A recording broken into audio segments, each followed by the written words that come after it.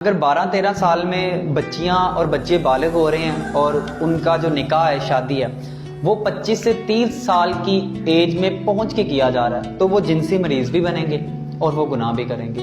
آپ کی بچیوں کے سر پہ دوپٹہ ڈالنے کا جو مقصد ہے نا، وہ تب پورا ہوتا ہے جب ان کا نکاح ٹائم پہ کر دیا جائے۔ جنسی درندگی کو ختم کرنے کا باعزت اور واحد حل صرف اور صرف نکاح ہے۔ کچھ بھی نہیں، کر کے دیکھ لیں، کرتے رہیں آپ۔